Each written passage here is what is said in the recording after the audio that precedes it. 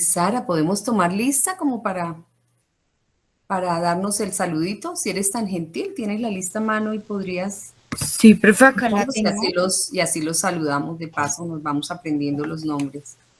Entonces, si quieren empezamos. No sé si Alejandra Acosta está presente. Ya se conectó. No, ve tú nombrándolos y yo te digo si están o si escriben por el chat. Dale, Listo, profe. Francisco Javier Alarcón. no está. Sara Patricia Maya. Maya, Sara Patricia Maya, no, no la veo. Dana Valentina Barreto. Ah, Alejandra Costa sí está, perdóname, Alejandra Costa sí está. Dana Barreto no, no está. Profe, creo que ella, yo quería ver si se había conectado, pero ella me escribió que tiene dificultades con el internet desde temprano. Ah, ok, dale, dale. Sara Camacho. Sí está. Listo. Hola, buenos días a todos. Buenos días, Hola, Sara. Sara.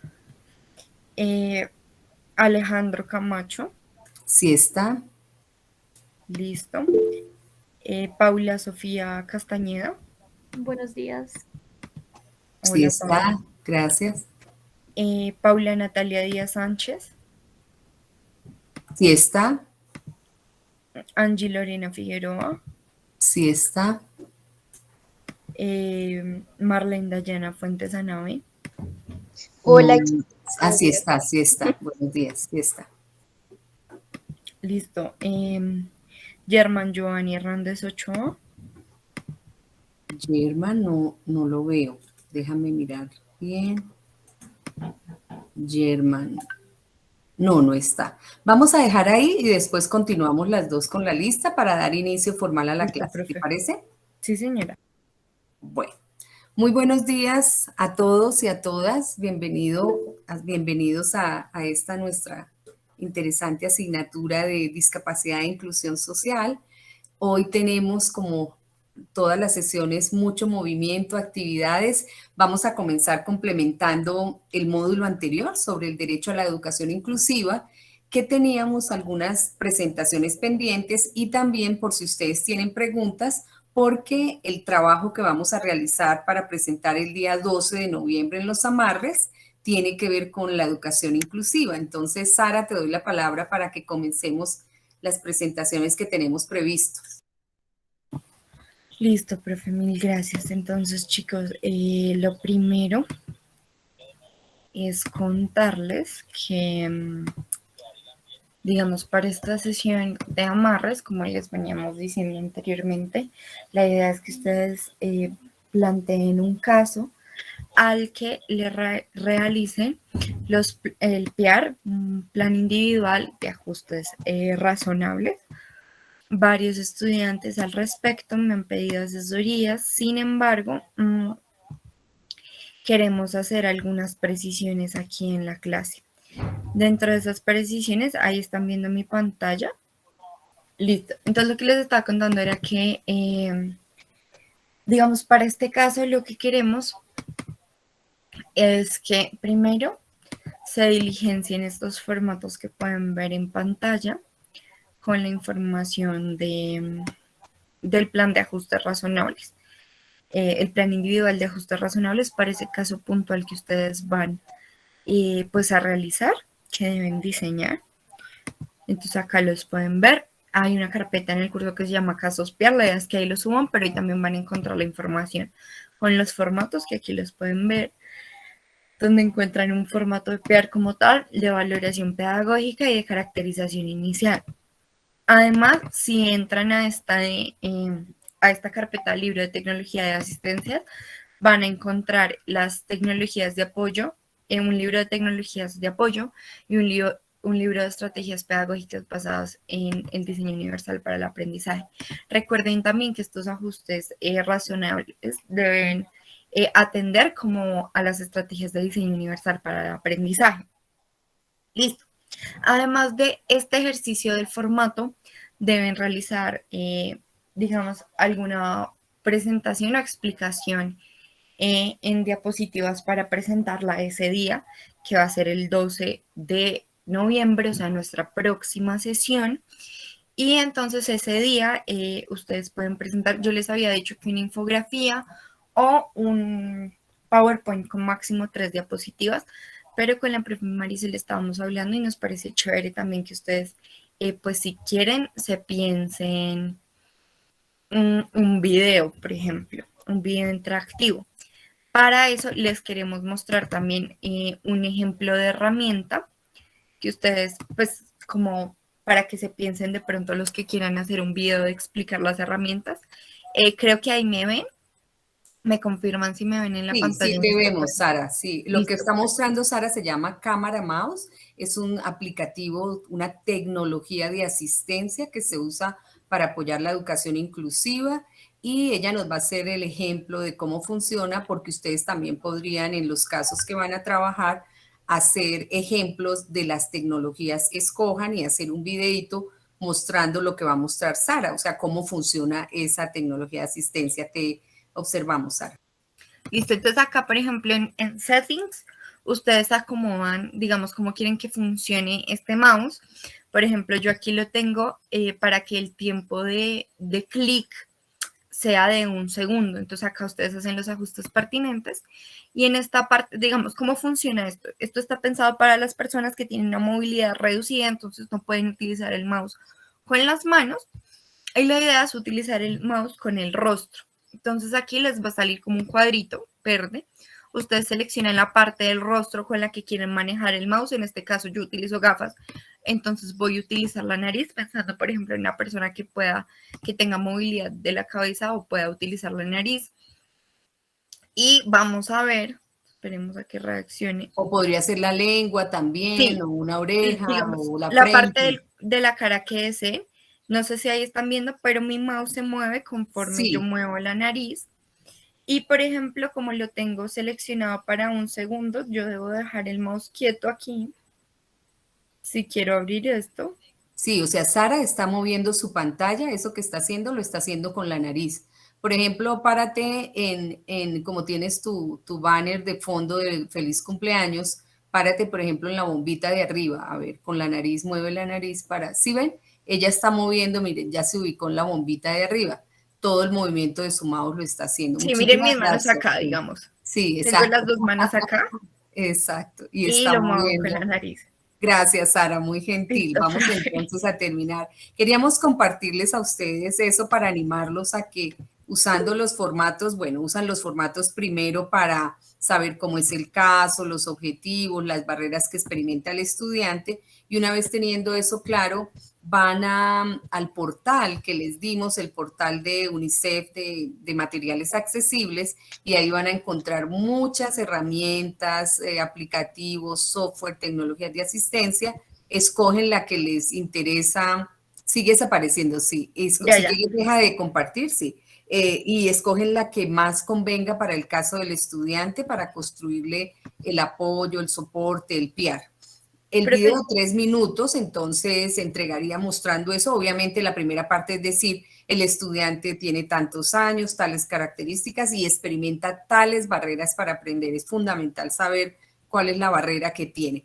Y por eso se le ha construido un PIAR y los apoyos son los siguientes. Entonces los que hagan video no tienen que entrar en detalle en el PIAR, lo hacen internamente para poder saber, pero en el video nos presentan son los apoyos. Si alguien no quiere o no puede hacer video, entonces hace el llenado de los formularios del PIAR, o sea, lo entrega en una versión escrita, los otros en video. Lo importante que deben tener todos, independientemente de la manera como entreguen, es la información del estudiante, las barreras que experimenta y sobre todo los apoyos que ustedes proponen. Entonces vamos a ver apoyos para superar las barreras para quienes no pueden ver, quienes no pueden oír, quienes no pueden movilizarse, quienes no pueden procesar la información rápidamente, quienes lo hacen a un ritmo podrían incluir, por supuesto, personas con cualquier tipo de condición, particularidad. Sí, menos de 3 diapositivas para que todos podamos escuchar y porque es un reto, hoy por hoy todo tiene que ser súper, súper resumido y sintético. En 3 diapositivas les cae perfectamente. En la primera, todas las características del estudiante y las barreras para aprender. En el segundo, los apoyos que quieren identificar para las distintas tareas. Y en el tercero puede ser la presentación ya de los aplicativos o las tecnologías que ustedes deseen utilizar. Entonces, por eso los invitamos a eso y cualquier inquietud, con mucho gusto, Sara o yo estaremos acompañándolos. Entonces, les queda claro que esa tarea es para el Día de los Amarres, que vamos a tener la oportunidad de compartir eso. Junto con el Día de los Amarres también vamos a presentar las películas y vamos a hacer el análisis de las películas. Vamos a usar las películas como una herramienta analítica, como un lente para poder analizar cómo funciona en general los derechos que ya hemos visto. Entonces vamos a hablar de la salud, de la educación, etcétera. Profe, ahí con las películas yo quiero hacer una aclaración porque Sí. sé que muchos están confundidos.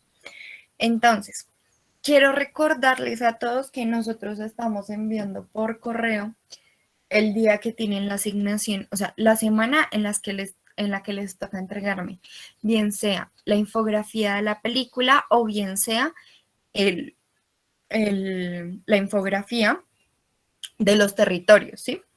Pero entonces ahí, digamos, ahorita hay varias personas. Cuando nosotros dijimos que el 12 se van a hacer las infografías de las películas pendientes, es de las personas a las que ya se les ha enviado el correo y se les han asignado las películas. Sí, el solo resto a ellos. todavía no se preocupen. No, el otro es tranquilo. Recuerden que tenemos en la evaluación varias actividades académicas, la película, el apoyo con información relacionada con el derecho que tratemos en la clase. Después ustedes van a consolidar todo eso en un blog, que ya Sara les va a mandar información por el grupo de WhatsApp, un videito o un audio explicándoles cómo vamos a hacer lo de los blogs, que son como ya los al final del curso. Entonces, por ahora esa sería la información. Vamos a dar lugar entonces a las presentaciones de educación inclusiva que nos van a ayudar a profundizar en esto. Les pedimos muy encarecidamente que respeten los tiempos asignados. Entonces, ¿en qué turno? Por favor, Sara, nos dices en qué turno van a presentar. Claro que Profe, sí, qué pena una pregunta respecto a lo que se va a presentar el 12 de noviembre. Si se hacen diapositivas o el video, ¿tenemos que llenar sí o sí el formato que está en el Drive o...? El formato que está en el Drive hay que llenarlo para cualquiera de las modalidades porque sin saber qué tiene el estudiante, qué retos presenta, qué apoyos necesita, no pueden diseñarlo. Pero si van a hacer el video, solo nos entregan el video porque asumimos en el video, nos vamos a dar cuenta pues que sí hicieron el PR porque ahí se expresa lo que está como resultado de esos formularios. De manera que estamos aplicando diseño universal, múltiples formas de información, múltiples formas de motivación, múltiples formas de presentación. Algunos disfrutarán más solo con los formularios, otros querrán también incluir el tema de los videos. Entonces, por eso estamos aplicando DUA para que puedan escoger. Vale, profe, muchas gracias. Bueno, entonces vamos a escuchar las presentaciones. ¿En qué orden, Sara? Profe, en este momento inicia Paula Natalia. Bueno, Díaz. entonces, Paula, te recomendamos el manejo del tiempo y estamos ansiosos de escucharte. Gracias. Eso les iba a decir que igual yo voy a estar cortando el tiempo para que lo tengan en cuenta. Paula, ¿estás ahí? Sí, aquí estoy. Dale. Mira. Bueno, entonces, para esta infografía consulté un artículo que era sobre educación inclusiva en preescolar. Bueno, aquí nos dicen que es una práctica docente para la inclusión de estudiantes con síndrome de Down. Esta investigación se realizó con unas docentes de centros educativos desde 4 dimensiones: la personal, interpersonal, institucional y didáctica. ¿Puedes bajar, por favor? Ahí. Entonces, pues a las docentes se les realizó una entrevista y ahí contaron sus experiencias, sus estrategias que utilizaban en la clase con los niños. También contaron cómo se organizaban en las tareas. Entonces, pues ahí está la infografía. Espero que la puedan ver. Muchas gracias. Bueno, entonces vamos a escuchar las presentaciones. ¿En qué orden, Sara? Profe, en este momento inicia Paula Natalia. Díaz. Bueno, entonces, Paula, te recomendamos el manejo del tiempo y estamos ansiosos de escucharte. Gracias. ¿Qué más? Y bueno, eso básicamente. El resultado, pues estas profesoras tenían claridad conceptual en lo que es la educación inclusiva, las barreras que se pueden presentar en el aprendizaje y la participación. Buscan espacios de formación continua para una práctica pertinente. Enfatizan el liderazgo directivo como favorable en la educación inclusiva. Su planteamiento didáctico privilegia aprendizajes para la vida con el empleo de materiales didácticos. Destacan la importancia de cuidar la ubicación del estudiantado en el aula, así como seguir rutinas de trabajo. Desarrollan una evaluación cualitativa de los aprendizajes. Promueven un trabajo colaborativo con los padres de familia. Puedes bajar, por favor. Y bueno, eso les ayuda también en los servicios de apoyo en el aula regular. Como conclusiones, pues se encontró que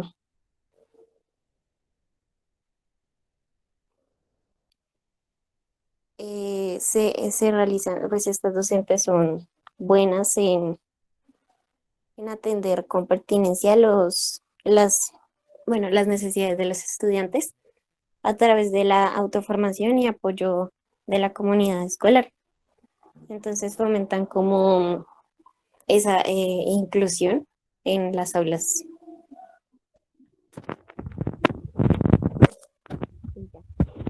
Muchas gracias, Paula. Vamos entonces a escuchar cómo se percibe en primaria. ¿Podemos seguir en primaria? Como ella empezó preescolar, seguiríamos en primaria. Gracias.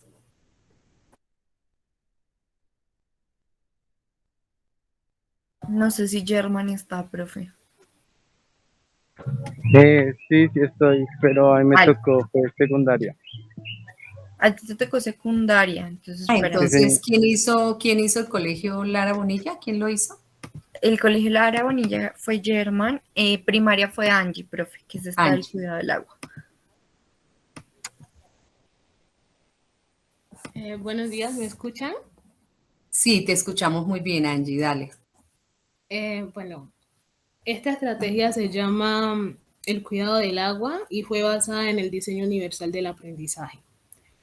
Fue realizado por el grupo de fonodiólogos por un grupo de fonodiólogos acompañados por el grupo de investigación de oralidad, escritura y otros lenguajes y también por el grupo de discapacidad política y justicia social.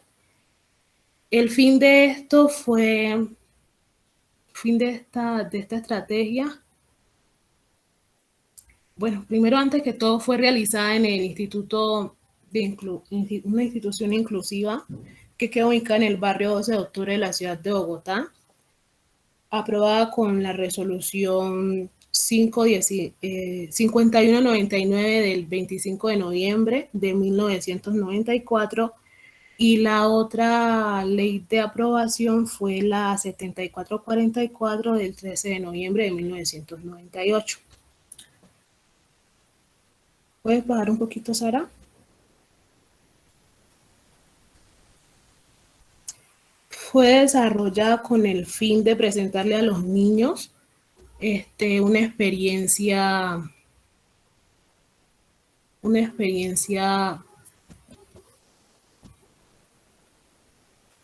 inclusiva en la cual se le expresaba en distintas formas la información sobre el cuidado del medio ambiente. Los niños con los que se realizó esa estrategia fueron los niños del primaria, específicamente de preescolar, que eran 36 niños, de los cuales 9 presentaban discapacidad. Y esta actividad consistía en presentarles información a los niños sobre el cuidado del agua con el fin de que cada uno se interesara y se sintiera parte de la actividad para después darle la oportunidad de expresar la información que captaron. y se les presentaba de forma didáctica con videos que incluían textos guías, se realizaban mapas conceptuales, se les ponía a reproducir sonidos del agua para que ellos estuvieran más, ¿cómo se dice? Estuvieran más familiarizados con el agua y así. Y por último se les entregó un diploma certificándolos como cuidadores del agua. Los resultados que se obtuvieron en esta actividad fue que los niños, para expresar pues la información captada, preferían utilizar estímulos visuales como haciendo dibujos y cosas así por el estilo. También se presentó una buena participación, o sea, que una participación activa de los niños, aparte de que también se favoreció el desarrollo motor a través del uso del material artístico. Muchas gracias. Ya terminé. Gracias. Bueno, vamos a continuar con la siguiente, en secundaria. Ahora sí, Germán, profe. Muy buenos días. Hoy les voy a mostrar cómo es la aplicación del PIAR en el Colegio Bonillo Lara. Bonillo Lara, para los estudiantes de secundaria. Pues comenzamos por qué es el PIAR. Como ya lo hemos visto, es el plan individualizado de ajustes razonables. PIAR es una herramienta para lograr el apoyo en los procesos de enseñanza y aprendizaje que surge en el decreto 1421 del 2017. ¿De qué se trata? Es la descripción del contexto general del estudiante dentro y fuera del establecimiento educativo, características pedagógicas, aspectos médicos de rehabilitación y sociales y objetivos de aprendizaje que se pretenden alcanzar. ¿En qué consiste el PIAR? Bueno, aquí también tenemos que ajustes curriculares, didácticos, evaluativos y metodológicos, recursos físicos, tecnológicos, didácticos necesarios para el proceso de aprendizaje, proyectos estudiantiles específicos que se requieren para realizar en la institución, información sobre alguna situación del estudiante que sea relevante en el proceso de aprendizaje. Bueno, ahora sí vamos a hablar de cómo lo implementa el colegio. ¿Podrías bajar un poquito, Sara, por favor? Bueno, se desarrolla en los estudiantes con discapacidad intelectual, física o visual, sus habilidades de la vida, las cuales servirán de fuente en proyecto de vida estudiantil. Este es el objetivo que se plantea la escuela, que más adelante Sara mostrará la página de la escuela en la cual lo podemos encontrar. ¿Cómo se implementa? Bueno, aquí lo podemos ver en la página, que ellos tienen, la página del colegio tiene como que la discapacidad, donde información, muestra los tipos de discapacidad que muestra el colegio y algunos métodos de evaluación como el apoyo a los familiares o apoyo de docentes que están disponibles diferentes horas del día para poder atender cualquier necesidad de los mismos padres. Podemos seguir en la infografía. La implementación, bueno, ¿cómo se hace esto? Se tienen espacios adecuados, la educación es personalizada, se capacitan a los docentes para tener los temas integrales y en clase fortalecen habilidades educativas y brindan espacios sociales. Otras medidas de apoyo son escritas para realizar actividades con estudiantes y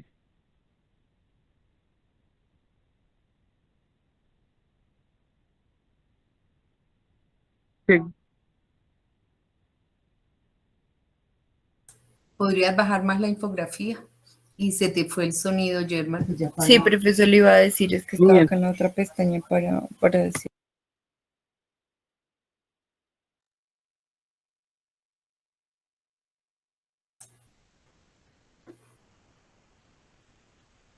Germán, ¿no te escuchamos?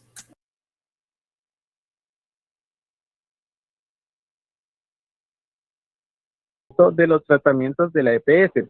También talleres con padres, educación de media fortalecida, adaptada. ¿A qué se refiere media fortalecida adaptada?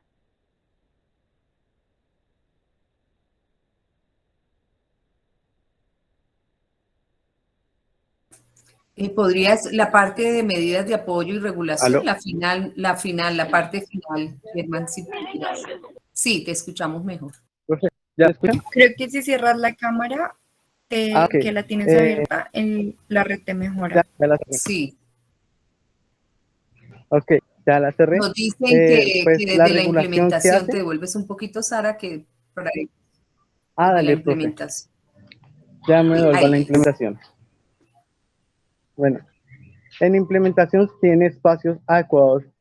También la educación es personalizada, capacitan a los docentes en los saberes requeridos y se realiza actividades grupales e individuales de esta clase para brindar habilidades educativas o simplemente para brindar un espacio social.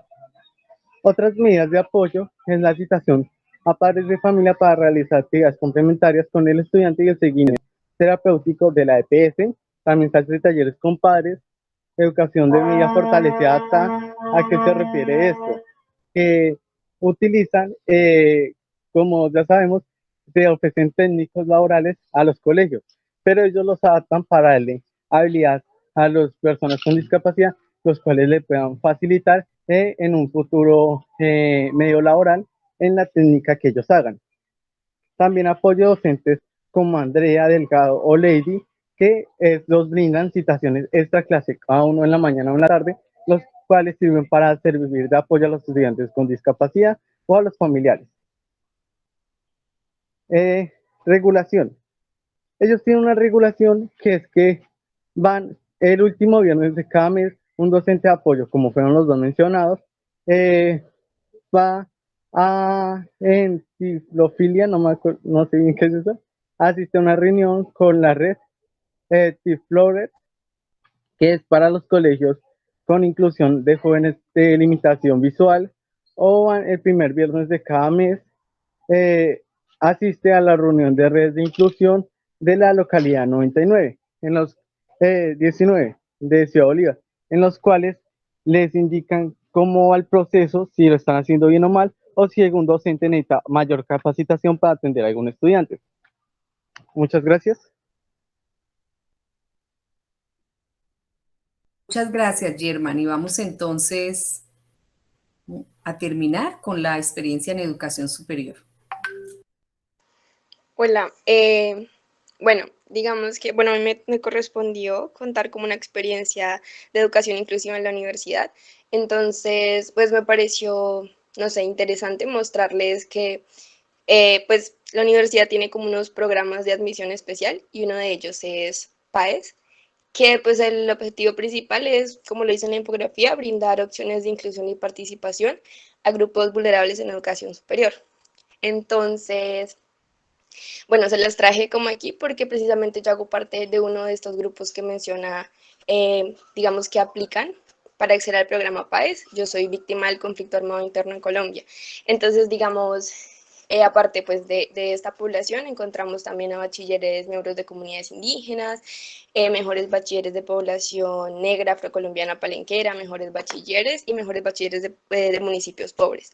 Entonces, digamos que este programa me parece importante porque es como, es una forma de cierta forma, facilitar el acceso a educación superior a poblaciones que, pues, digamos que no, que tienen como ciertas dificultades. Entonces, bueno, y pues ya la universidad, digamos como la forma de implementarlo es desde el momento de la inscripción. Sí, pues cada uno tiene que tener como, digamos, unos, no sé, como unas garantías, no sé cómo ponerlo, de que hace parte de estas poblaciones. Entonces, desde el momento de la inscripción, digamos, lo que nosotros conocemos como el PIN de admisión para estas poblaciones es gratis, es, pues no tiene costo. Ya a la hora de, digamos, escoger los cupos que van para cada programa curricular, entonces a estas poblaciones se les garantiza el 2% de los cupos para el programa en el que accedan. Y ya pues una vez, digamos, matriculados que ya tengan su cupo, ellos tienen, bueno, nosotros tenemos el pago mínimo de matrícula, es decir, solamente pagamos como todo lo que es sistematización, bienestar, que pues es una cuota muy baja y que de cierta forma siento que apoya precisamente a los estudiantes y a las estudiantes que, digamos, tienen algunas dificultades socioeconómicas. Además de eso, pues bueno, está el apoyo de bienestar universitario, que pues también tiene como beneficios, por ejemplo, pues cuando estábamos en presencial, que digamos los almuerzos, residencias y todo esto, que siento que pues garantiza el acceso a la educación, porque pues está haciendo como una inversión un poco más baja y que de pronto sí está como en la capacidad que tienen ciertas poblaciones de acceder. Y digamos que los requisitos que piden son muy pocos. Bueno, en este caso solamente le pide como un requisito y es a los bachilleres miembros de comunidades indígenas que pues una vez graduados tienen que tener mínimo un año de servicio profesional en su comunidad. Entonces, y pues bueno, esta experiencia, bueno, la conocí pues personalmente y aparte de eso porque en una de nuestras clases de educación, pues en la parte de inclusión también encontramos, pues yo soy estudiante de terapia ocupacional y encontramos que una profesional de nuestra profesión, digamos, ella pues trabaja en la universidad, en la facultad, pues haciendo como el seguimiento de todas estas poblaciones y además de eso también pues de personas con discapacidad, como viendo todo, pues los beneficios, las dificultades que tienen o de pronto los casos de deserción estudiantil, como llevando los datos y todo eso. Y ya. Muchísimas gracias, de verdad que muy interesante conocer estas experiencias para darles a ustedes un brochazo de la importancia del curso de vida a lo largo de la educación inclusiva desde la primera infancia a la universidad. Con esto concluiríamos entonces el módulo relacionado con educación inclusiva como un elemento fundamental para la garantía de los derechos y daría paso a nuestro módulo de hoy, que es sobre el derecho al trabajo, la inclusión laboral de las personas con discapacidad. Y para eso, pues como saben ustedes, tenemos a una invitada súper mega recontra especial. Ella es la autoridad número 1 en Colombia en materia de inclusión laboral, del conocimiento de los procesos, no solo desde la perspectiva, por supuesto, de la terapia ocupacional, que es su campo de experticia, sino de todo lo que tiene que ver con medicina laboral, con riesgos laborales, es decir, es una persona que tiene una formación muy amplia y muchísima experiencia en ese sentido. Les presento a Esperanza Rodríguez Ferro, ella es terapeuta ocupacional de la Universidad Nacional de Colombia, es especialista en Administración de Salud Ocupacional de la Universidad Jorge Tadeo Lozano, magíster en Educación de la Corporación Universitaria Minuto de Dios, magíster en Discapacidad e Inclusión Social de la Universidad Nacional de Colombia, certificadora de formación en CIF, Clasificación Internacional del Funcionamiento de la Discapacidad y la Salud, y ha liderado muchísimas iniciativas en Colombia relacionadas con eso.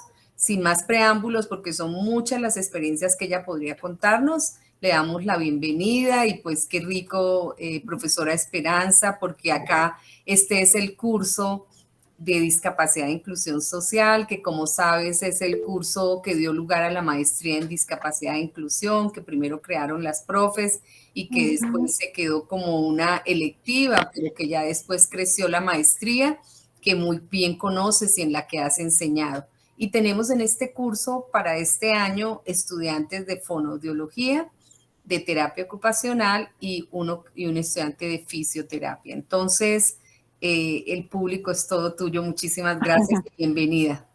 Bueno, muy buenos días a todos. Un honor para mí estar acá. Muchas gracias, profe Marisol, por esa invitación y sobre todo por esa presentación que agradezco, humildemente agradezco. Su merced ha exaltado más de la cuenta, pero muchísimas gracias. Para mí un honor siempre apoyar a la Universidad Nacional de Colombia en todo espacio que tenga que ver con los temas que gracias a Dios he podido aprender, estudiar y sobre los que de una u otra forma he podido venir aportando. Entonces, muchísimas gracias. Muy rico poderle hablar a todos ustedes, muy rico saber que en el auditorio hay terapeutas ocupacionales, eso para mí es muy importante y muy importante porque hoy los acompaño no solo como Esperanza Rodríguez, sino también soy la presidenta actual del Colegio Colombiano de Terapia Ocupacional desde marzo del año pasado y hasta marzo del año entrante, si Dios lo permite. Hoy vamos a hablar de un tema que más que quedarse en una presentación, me gustaría que lo lleváramos a todo un contexto de reflexión y pues que pudiéramos de por sí básicamente poderlo socializar con ustedes de una manera bien distinta. Es decir, para mí es muy importante poderlos escuchar. Ustedes me dicen, por favor, si ya están viendo la presentación, si son tan amables. Sí, estamos viendo, sí. Bueno, listo. Entonces vamos a hablar del derecho al trabajo y lo que se ha denominado o la sociedad ha querido denominar como personas en situación de discapacidad, que también sabemos se habla de personas con discapacidad o personas en condición de discapacidad. En ese orden de ideas, lo primero que debemos tener presente es que existen, cuando nosotros hablamos del derecho al trabajo, cuando hablamos de trabajo, discapacidad y por lo tanto de inclusión social, existen unos mitos que la sociedad ha tratado de ir cambiando y que los estados, unos más que otros, han venido tratando de modificar con respuestas muy distintas.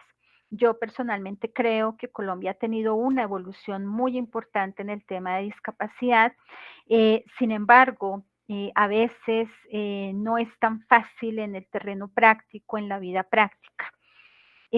Yo pues he venido trabajando los temas de inclusión en todos sus escenarios laboral, educativa, social desde hace mucho tiempo y esto tiene diferentes contextos, diferentes aplicaciones, cambia mucho dependiendo incluso la misma persona, el contexto social, el contexto cultural, cambia mucho también teniendo en cuenta la perspectiva de nuestros propios líderes y de nuestros propios mandatarios y de los líderes de las personas con discapacidad. En este marco, hay mitos que aún seguimos viviendo y que yo quiero presentarles el día de hoy y abrir la sesión con esto. Uno de los primeros mitos que se tiene cuando se habla de discapacidad y trabajo es que la discapacidad es igual a la enfermedad. Y ustedes van a ver que esto es un escenario que se maneja muchísimo, sobre todo cuando estamos hablando del derecho al trabajo, del trabajo y de la inclusión laboral en personas que de una u otra forma a lo largo de su vida han podido tener un trabajo. ¿Esto qué quiere decir? Que en términos de inclusión, de trabajo, la población con discapacidad no puede quedarse solo en aquella población que tradicionalmente nos muestra la sociedad, como el que nunca ha trabajado, como el que no tiene trabajo, como el pobrecito. No. En materia de población laboral, todos los días en este país se generan más condiciones de discapacidad, más entornos discapacitantes y por lo tanto más población con discapacidad. Por eso es que en la población trabajadora, la causa del riesgo laboral asociado a lo que es el accidente de trabajo o la enfermedad laboral se ubica como la quinta causa en términos de prevalencia de discapacidad. Y en ese contexto, estimados participantes, la discapacidad es muy vista desde el concepto de enfermedad y eso no es tan fácil de modificar. Se ha hecho un trabajo muy fuerte, pero allí el modelo que pesa es más un modelo medicalizado. Entonces los modelos también tienen que ver con las perspectivas que se manejan acá. Otro mito que se tiene es que las personas con discapacidad deben trabajar solamente en entidades como fundaciones o en ONGs o en entidades del propio gobierno. Otro mito que se tiene es que todas las personas con discapacidad sirven para X trabajo y que, por lo tanto, X trabajo no puede ser desarrollado por las personas con discapacidad. Cuando uno se enfrenta en una empresa, cuando uno llega a una empresa donde ya le colocan esto como condicionante, de entrada uno ya sabe que el proceso no va a ser exitoso. Se los digo yo, pues que he tenido la oportunidad, esa es una de las cosas que a mí más me gusta hacer y es poder apoyar, poder asesorar, poder orientar a empresas que quieren hacer procesos de inclusión laboral. Lo otro es que a veces se cree que los ajustes, esos ajustes razonables que tienen que hacer las empresas, pues van a costar millones de millones y que en ese orden de ideas hay que desbaratar una empresa para hacer posible que una persona con discapacidad pueda trabajar. Otro mito que se tiene es que las personas con discapacidad no pueden ser despedidas. Esta es quizás una de las barreras más grandes que vive Colombia en materia de inclusión laboral y yo les puedo decir que desde la perspectiva biopsicosocial, unida a todo lo que es el componente médico, al componente clínico y sobre todo al componente jurídico, sí resulta ser una situación preocupante en muchos escenarios. Las empresas le siguen teniendo miedo a esto. Y otro mito que se tiene es que las empresas que hacen inclusión pues no deben tener expectativas tan altas frente a la población que se contrata. Mito que sigue estando presente en muchos escenarios, pero que de nuestro trabajo y de nuestra responsabilidad, pero sobre todo del autoconcepto y de la capacidad de autodeterminación que tengan las mismas personas con discapacidad, pues es responsabilidad cambiarlo. Y otro mito que se tiene es que no hay recursos para la inclusión laboral de las personas con discapacidad. Cuando uno tiene entonces claro todo este panorama, pues entonces pasamos a retomar eso que yo sé que ustedes han venido hablando y revisando a lo largo de todo el proceso y es ese concepto de discapacidad sobre el cual yo no voy a profundizar, no me voy a extender. Aquí lo importante es tener presente que la discapacidad puede estar marcada por entornos discapacitantes y que la discapacidad más allá de la persona nos tiene que mostrar es todo el potencial y toda esa capacidad de funcionamiento que tiene esa persona a la que la sociedad pues la ha tipificado como persona con discapacidad. Y en este marco, a nivel laboral, se habla de un circuito de la discapacidad. ¿Y ese circuito de la discapacidad cuál es? Pues básicamente, y esto se ha soportado en diferentes escritos del Banco Interamericano de Desarrollo, de la misma Organización de Naciones Unidas, y es que en la medida en que una persona entra a vivir todo un contexto de discapacidad, pues es una persona y una familia que se empieza a empobrecer. Y uno lo ve.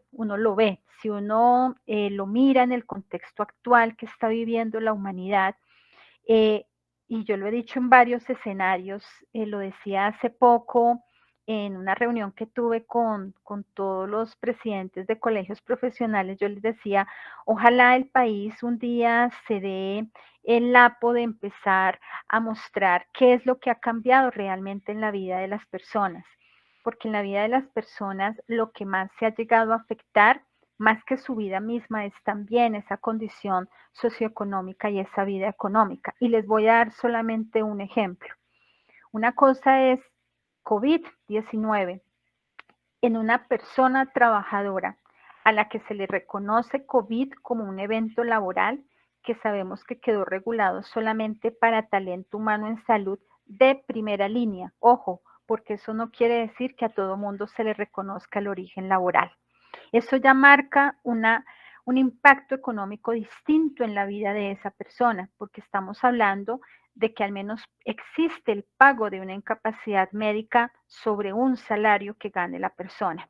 Pero si lo miramos, y hay estudios que también ya lo dicen, y es a quién ha afectado más la misma pandemia, veíamos que a poblaciones muy vulnerables. Y cuando uno conecta eso desde los estudios que se hacen muy desde la ocupación, desde las narrativas de las personas, vamos a ver que muchos de ellos, si no la mayoría, pertenecen a un sector de la economía que es la economía informal. Por lo tanto, muy probablemente, sin ser seguro al 100%, una articulación a un régimen subsidiado en salud donde por ley no existe el pago de incapacidades. Entonces, miren ustedes cómo este circuito de la discapacidad que ha venido siendo históricamente descrito en el marco de la situación actual también nos lleva a profundas reflexiones. Y si lo miramos en el caso de la persona trabajadora que pasa por el virus, que llega a una unidad de cuidado intensivo, que requiere un proceso de incapacidad muy largo, pues ¿cuál es su mayor afectación? A nivel económico. ¿Por qué? Porque la incapacidad después de determinado número de días se empieza a pagar incluso hasta el 50% del salario que la persona tenía, sin llegar a ser inferior a un salario mínimo. Y eso sigue impactando la vida económica de las personas. Esa vida económica de la que nos habla también la clasificación internacional del funcionamiento de la discapacidad y la salud.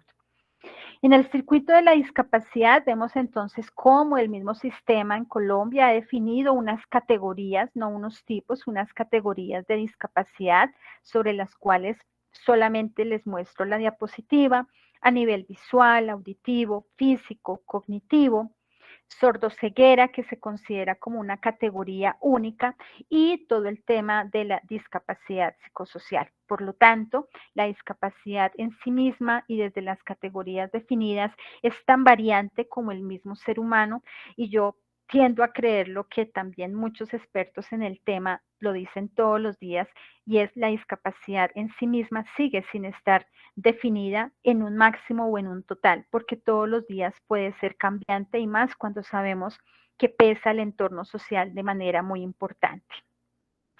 Pero ahora, si pasamos al tema del trabajo, a lo que es ese derecho al trabajo, pues lo primero que debemos tener presente es que como Estado social de derecho, Colombia reconoce desde su misma Constitución Política de 1991, en su artículo primero, cómo desde ese Estado social de derecho, pues se trabaja en un Estado por la dignidad humana en el trabajo, la solidaridad y en la aplicación de todos los derechos que están consagrados constitucional y universalmente. Si nos centramos específicamente en lo que es el derecho al trabajo, pues también debemos tener presente en Colombia cuál es el actor, cuál es el organismo que vela por ese derecho. Y para mí es muy importante mostrárselos el día de hoy, y les voy a decir por qué. Porque yo el trabajo que estoy haciendo en estos momentos desde el Colegio de Terapia Ocupacional me ha permitido, ese trabajo me ha permitido a mí visibilizar que ni siquiera mis propios colegas tienen claro qué es un contrato de trabajo, los tipos de contrato que existen, y es por eso que incluso en las universidades hoy les hablamos de eso. Eso va detrás de lo que es el derecho al trabajo. Muchas personas en el marco de esta situación que se han quedado sin trabajo porque el despido de terapeutas ocupacionales, fisioterapeutas, fonoaudiólogos, médicos, terapeutas respiratorios, también es una problemática que sigue creciendo día a día. Entonces, en Colombia, el Ministerio de Trabajo pues tiene unos objetivos. Ese Ministerio de Trabajo que quizás a veces uno solo consulta porque tiene que hacer una tarea, pero realmente uno como ciudadano con o sin discapacidad debe saber qué es ese ministerio. Este ministerio vela, ojo con esto, por generar empleos de calidad con derechos a la protección social. 2, construir acuerdos con el propósito de lograr una paz laboral duradera. Este término es fundamental. ¿Qué es una paz laboral duradera? Tiene que ver con el manejo de conflictos, tiene que ver con la articulación que se hace con todo lo que son los comités de convivencia que hoy están regulados, y tiene que ver con los mismos sistemas de gestión en salud y seguridad en el trabajo. Es decir, que cuando uno va a una empresa a trabajar, uno debe tener presente que va a ser parte de un contexto en el que se espera encontrar eso que llamamos paz laboral, y que a veces en Colombia pareciera ser solo paz puesta desde un escenario del conflicto. La paz también tiene que ver con escenarios y entornos laborales. El ministerio también tiene otro objetivo, y es estar capacitando y estar formando al talento humano y convertir el trabajo como un eje estratégico de desarrollo. Y nosotros sabemos, sobre todo en terapia ocupacional, que el trabajo es una ocupación más, y es una ocupación más con la cual podemos lograr diferentes niveles y escenarios de realización humana.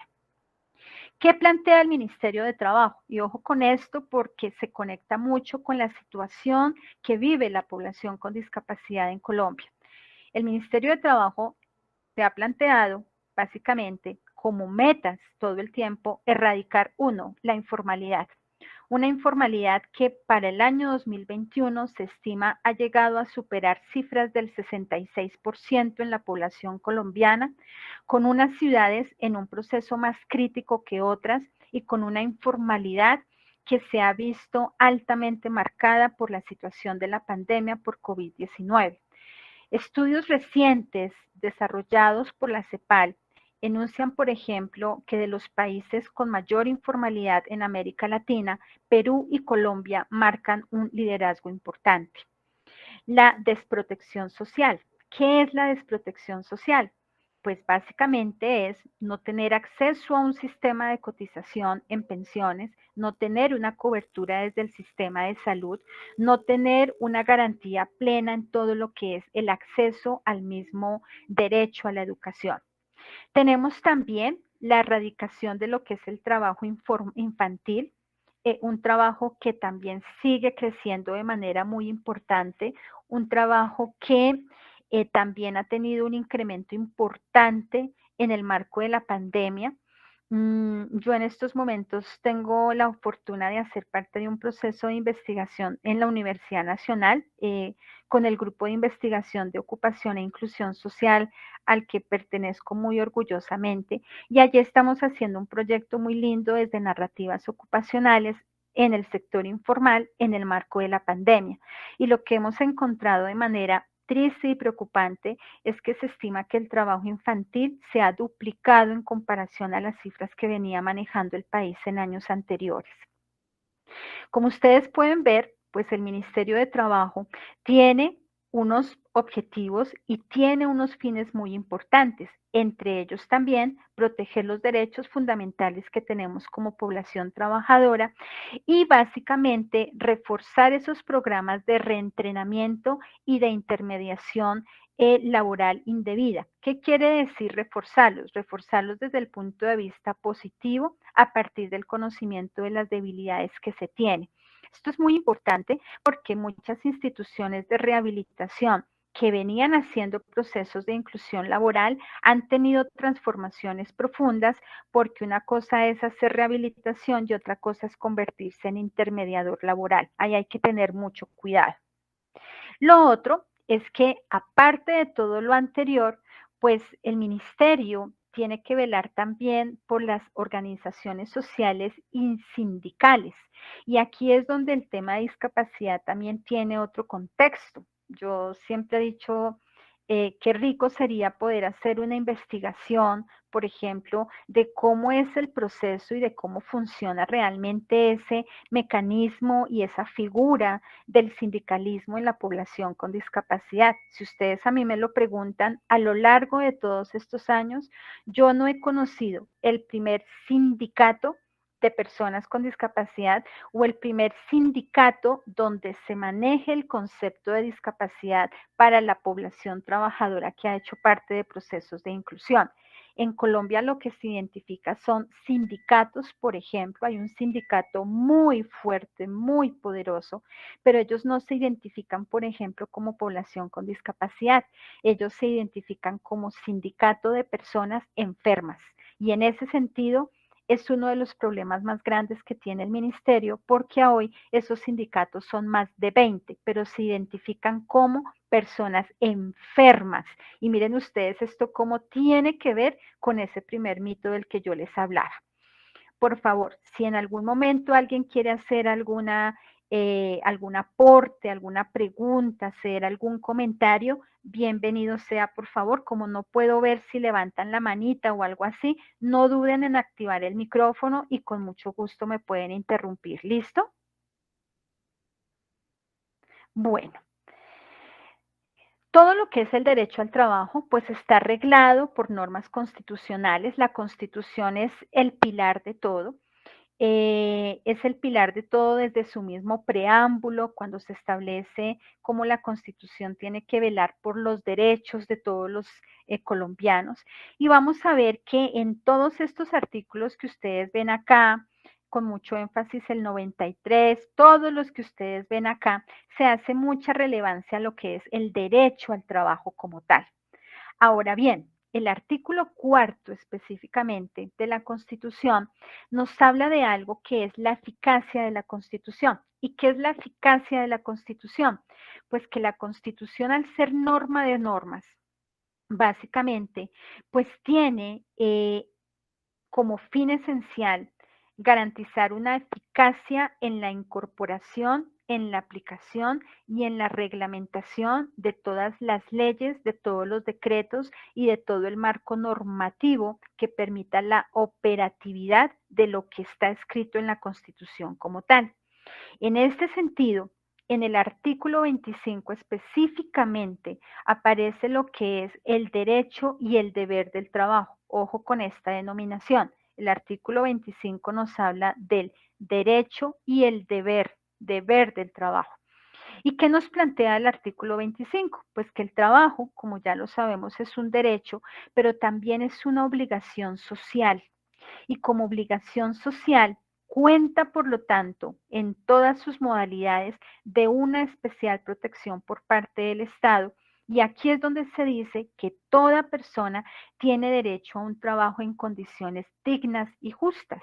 Por eso es que vamos a encontrar escritos, por ejemplo, de Astorga, documentos propios de la Organización Internacional del Trabajo, que nos hablan del trabajo digno y del trabajo digno en la población con discapacidad, porque lo que se ha encontrado es que incluso la expresión digna pareciera tener transformaciones sociales. Entonces, lo que es digno para el uno no es digno para el otro. Y en términos de empleabilidad, pues Colombia no se aleja de muchos países en los cuales las experiencias de inclusión laboral, más que ser exitosas y más que ser dignas, se han convertido en escenarios de trato no digno, de explotación y de uso comercial de lo que es la discapacidad. Yo les puedo decir a ustedes también que he tenido la oportunidad de trabajar en instituciones donde el derecho al trabajo es visto desde la perspectiva de inclusión y es totalmente válido, pero también hay instituciones donde el derecho al trabajo en el marco de inclusión es una unidad de negocio estratégica al interior de la institución y así se plantea. Esto es una unidad estratégica de negocio. ¿Listo? El derecho al trabajo entonces es una manifestación de la libertad de cualquier ser humano y tiene un fundamento esencial en lo que es la dignidad humana. Esa dignidad humana y esa dignidad humana que hoy trasciende también en otros escenarios a lo que es también la dignidad animal. ¿Listo? El artículo 53 es un artículo muy importante en materia de derecho al trabajo, porque este artículo nos habla de todo lo que uno espera encontrar en un contrato de trabajo y en un escenario de inclusión laboral. Igualdad de oportunidades, remuneración mínima vital y móvil, por eso es que Colombia tiene cada año todo un proceso inicialmente democrático y participativo, después termina siendo una decisión solo de una de las partes porque nunca logran un acuerdo en materia de esa remuneración mínima vital, que es ese salario mínimo legal vigente mensual. Este artículo 53 tiene que ver con elementos de proporcionalidad en lo que es la cantidad y la calidad del trabajo, en estabilidad en el empleo, y de aquí se deriva todo ese tema de estabilidad laboral reforzada, la irrenunciabilidad de los beneficios establecidos en las normas laborales, pero esa irrenunciabilidad solamente aplica para unos tipos de contrato de trabajo. En la medida en que se aumenta la informalidad, en la medida en que se aumenta la prestación de servicios, los contratos por honorarios profesionales, pues la persona sí termina renunciando. Y el ejemplo más claro de renuncia es cuando tú mismo tienes que pagar por todo lo que implique tu seguridad social. Pero es una forma de trabajo y a nivel profesional es una forma de trabajo a la cual hoy muchos como profesionales acudimos, porque tenemos claro que con un solo empleo no se logra, digámoslo así, la sobrevivencia y la supervivencia que se requiere. Entonces ustedes van a ver que, y también ya en el marco de la pandemia, ha habido más una migración hacia esas formas de trabajo. ¿Por qué? Porque Hay empresas en Colombia que pueden llevar 3 años sin aumento salarial en su población. Entonces, cuando se maneja sobre todo empleo a nivel de recurso humano profesional, el profesional hoy opta por tener varias entraditas, varios escenarios, y créanme que con eso, pues la persona o uno logra tener un poco más de estabilidad. En la población con discapacidad, esta situación no es tan preponderante. En la población con discapacidad lo que se encuentra más es la necesidad de un trabajo fijo, salarios que escasamente pasan de un salario mínimo legal vigente mensual, y en ese marco pues también hay que empezar a hacer diferenciaciones de cómo funciona todo lo establecido a nivel de estatuto del trabajo, dependiendo del mismo perfil profesional y el mismo perfil ocupacional de las personas con discapacidad. Aquí entran todos los derechos, eh, entra todo lo que tiene que ver con las relaciones laborales, la garantía de la seguridad social, los procesos de capacitación, de adiestramiento, de entrenamiento, la necesidad de descanso necesario, una protección especial para la mujer, una protección especial a la maternidad, una protección especial al trabajador menor de edad. Entonces, fíjense lo curioso. Por un lado, Colombia hace parte de todos los estados que rechazan el trabajo infantil, pero por el otro lado, lo regula desde su misma constitución política. Por un lado, en la constitución política se habla de la especial protección a las personas inválidas, a las personas disminuidas, porque así también lo dicen algunos de sus apartes, pero por el otro lado, no regula esa protección esencial, necesaria, que requieren las personas con discapacidad a la hora de trabajar.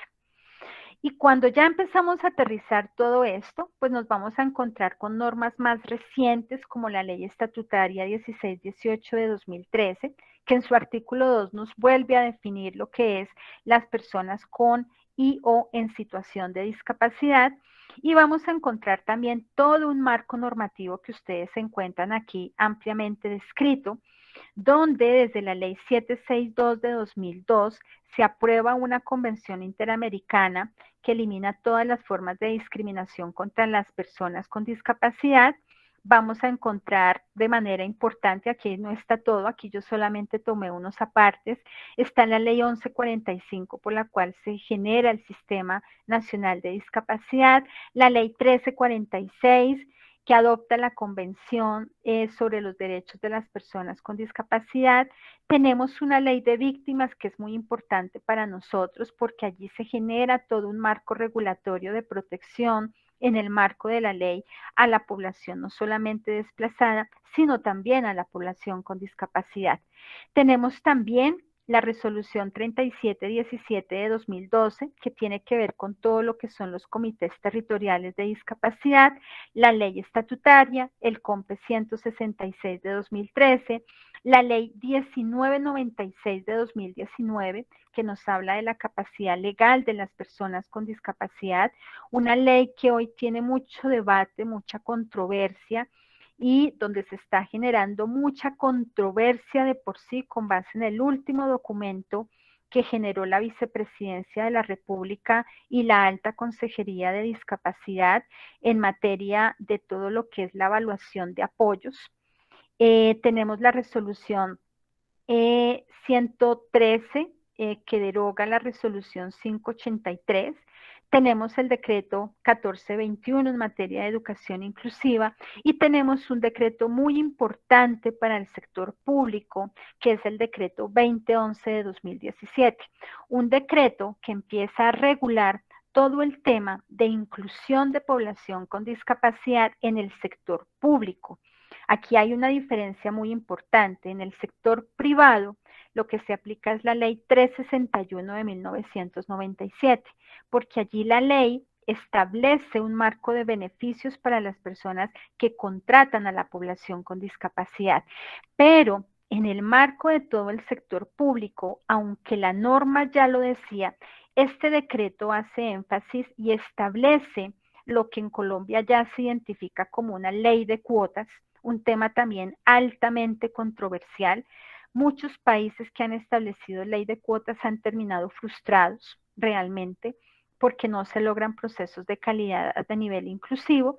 Entonces, con el decreto 2011 se plantea ya todo el tema de inclusión laboral específicamente en todas esas entidades como tal.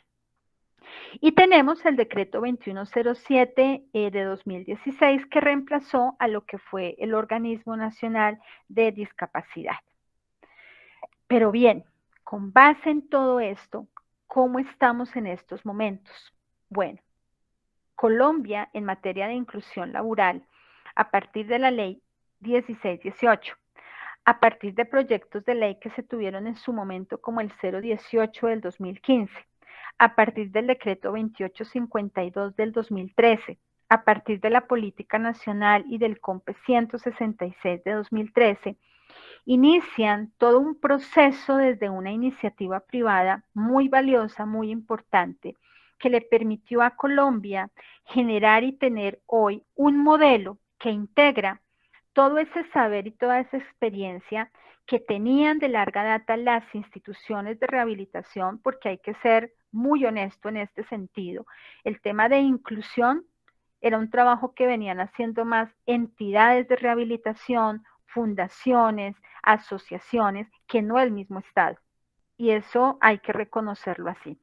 Entonces, este modelo integra todo esto, integra todo lo que empieza a ser el Estado colombiano en materia de ajuste legal, y es por eso que hoy vamos a encontrar un modelo muy grande de inclusión laboral de personas con discapacidad que establece muy bien las competencias y los roles desde la parte educativa, desde el sector salud, desde las instituciones de rehabilitación, desde las instituciones que hacen intermediación laboral, desde las instituciones que hacen la formación para el trabajo versus todo el servicio público de empleo que es establecido desde el gobierno nacional. Entonces, a hoy, Colombia, y eso se empezó a operativizar desde el año 2016, tiene un servicio público de empleo, que surge como iniciativa del gobierno nacional, que dos, tiene diferentes usuarios. En un servicio público de empleo no ingresa solamente quien busca empleo, sino también quien quiere mejorar su empleo o quiere tener un cambio de empleo. Y allí también se integran quienes son generadores de las ofertas laborales, pero donde se integran las poblaciones vulnerables y hoy las poblaciones vulnerables y la población con discapacidad. Y existe todo un sistema que está conformado por diferentes actores. Encabeza el SENA, porque era la institución líder que venía manejando el tema, las alcaldías y gobernaciones, las cajas de compensación familiar que tienen algo que se denominan los centros de empleo, y mucha gente no sabe que hoy en día eso es así. Usted puede ir a inscribir su hoja de vida, así no tenga una caja de compensación. Usted puede ir a inscribir su hoja de vida, así sea en Colsubsidio, pero usted está en Cafán. Esa es la movilidad que permite el sistema. Están las agencias privadas, como cuando encontramos ofertas, por ejemplo, de Computrabajo, del empleo.com u otras que están enfocadas a la búsqueda de un talento humano muy específico o de perfiles profesionales muy específicos, y allí en esas agencias privadas el mismo sistema regula que la empresa pues tiene toda la autonomía de pagar por ese servicio. Por eso es que estos operadores existen como tal. Y algo que se había quitado inicialmente de la norma, pero que se logró incorporar posteriormente por una acción de tutela, son las bolsas de empleo de las mismas universidades. Entonces, estos son los únicos intermediadores laborales, y esto es importantísimo tenerlo en cuenta, porque para la población con discapacidad, allí se tiene que estar haciendo mucho refuerzo a nivel educativo y a nivel formativo. Mucha población con discapacidad estaba acostumbrada a que ellos le daban su hoja de vida a la doctora, a la fisiatra, a la terapeuta ocupacional, a la entidad donde yo iba en rehabilitación, porque es que como ellos tienen un programa de inclusión, ellos me tienen que conseguir empleo. Esto cambia fuertemente desde el 2016, Y por eso es que hoy incluso las instituciones de rehabilitación, por ejemplo, tienen que tener muy claro cuál es el rol que pueden cumplir y hasta dónde no pueden convertirse en intermediadores laborales. Estas rutas se establecen entonces desde el decreto 2852, pues que estos actores tienen la obligación de informar e inscribir las vacantes, de recibir las hojas de vida, de ejecutar los procedimientos de convocatoria, selección y contratación, y que pueden articularse o no en determinado momento con entidades de rehabilitación que tengan claramente estructurados sus programas de inclusión con un marco normativo muy pertinente, pero sobre todo siendo muy respetuosos de lo que la misma norma establece en Colombia. Acá, lo que les decía yo, esto es lo que establece el decreto 2852 de 2013, un decreto sobre el cual yo creo hay que educar mucho a las instituciones, muchísimo más a la población con discapacidad, porque el fin del Estado colombiano fue poder centralizar y tener una mayor capacidad de respuesta y una mayor capacidad operativa para conocer en el marco de ese derecho al trabajo cómo funcionan dos sistemas, el sistema de la oferta y el sistema de la demanda. En el marco actual también es importante que ustedes tengan presente, estimados estudiantes, que la inclusión laboral de personas con discapacidad hoy también tiene una perspectiva desde el derecho al trabajo acompañado de la variable de responsabilidad social empresarial. Y esta variable de responsabilidad social empresarial viene muy retomada desde lo que es la Ley 361 de 1997, donde el beneficio más atractivo, y esto no lo hace todo mundo, yo les puedo decir que yo he apoyado empresas que desde la política inclusiva a nivel laboral tienen claro que a ellos no les interesa acogerse a ningún beneficio y donde hay otras que es totalmente válido y respetable que lo manejen así, pero donde se hable de un trabajo digno. Y el trabajo digno empieza por el hecho de que si usted contrata a una persona, esa persona tiene unos derechos y tiene unos deberes. No es para dejarla sentada en una esquina. Eso ya se vuelve un trabajo indigno. Entonces aquí el mayor beneficio es este a nivel de reducción de renta del 200% sobre el valor pagado en salarios y prestaciones pagadas durante el año anterior. Y vamos a encontrar también aquí de manera muy precisa cómo a partir también del decreto 430 de 2016 en el marco de la función pública y con base en la Constitución de 1991, se empieza desde este marco a hablar de, primero, el trabajo como un derecho, de un sistema de empleo público que debe estar alineado con un enfoque diferencial que busque la inclusión y la diversidad en el servicio público. Esto viene desde 2016 también con el decreto 430 y cómo pues el Estado tiene que empezar la incorporación de un servicio que evite cualquier forma de acción discriminatoria. Y esto tiene que ver con la inclusión laboral. Vamos a encontrar cómo desde el año 2018 pues Colombia, a partir de lo que es la función pública, estableció un pacto por la inclusión de todas las personas con discapacidad y el presidente actual establece en el año 2018 que la discapacidad no es un límite y que debemos ser capaces de llevar al máximo grado de éxito la voluntad de toda esta comunidad. Y ahí se plantea entonces que desde este servicio público de empleo, desde 2018 y hasta que termine este mandato, se tenía o se tiene una meta de vincular y registrar 12,000 personas con discapacidad en el sector público. Por eso es que entra ese decreto específico también. ¿Qué nos establece el decreto 2011 de 2017? Lo que yo les decía hace un momento, un porcentaje mínimo de vinculación de empleo o de personas empleadas con discapacidad en el sector público, y esto está condicionado al tamaño de la planta o al número de personal que tenga la entidad. Vamos a encontrar cómo hay metas establecidas. La primera antes de la pandemia, 2019, la segunda que viene al 31 de diciembre de 2023 y la tercera al 31 de diciembre del año 2027. ¿Por qué? Porque se parte de plantas de personal que están entre 1 y 1000 empleados, entre 1001 y 3000 empleados y plantas de personal mayores a 3000 empleados. Yo les puedo dar un ejemplo donde yo trabajo ahorita actualmente. Tenemos a cargo la dirección de un proyecto en una empresa, es de las más grandes de este país. La planta de personal de ellos es de 7000 servidores a nivel nacional. Entonces, para una empresa como esta, al año 2019 se esperaría que la entidad tuviera el 0.5% de este personal representado con personas con discapacidad. Al 2023 el 1% y al 2027 el 2%.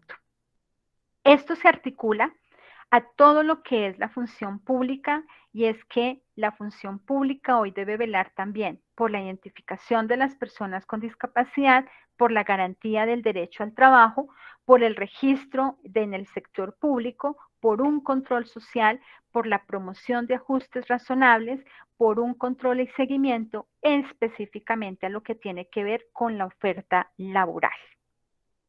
Y para esto, en el año 2019, ¿qué es lo que hace todo el tema de la función pública?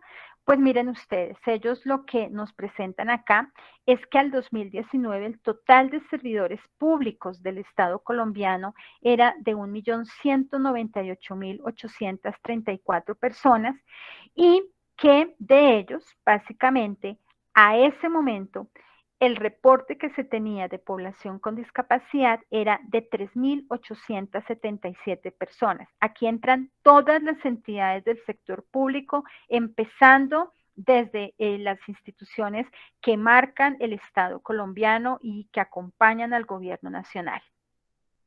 Se encontró acá, entonces, que a ese momento en el SIGEP, para quienes no saben, el SIGEP es ese sistema de la función pública. Por ejemplo, cuando yo entro a apoyar cualquier proyecto en la Universidad Nacional, como yo entro como particular, como profesional, como independiente, yo debo estar reportada en SIGEP. Yo tengo que hacer mi reporte en SIGEP. Y este año, en el 2021, salió una nueva regulación sobre eso. Por ejemplo, en el SIGEP, yo sé como terapeuta ocupacional que yo debo cargar, por ejemplo, mi tarjeta profesional. Yo no puedo hacer contratación pública si yo no tengo tarjeta profesional y si no estoy inscrita en retos, ¿sí?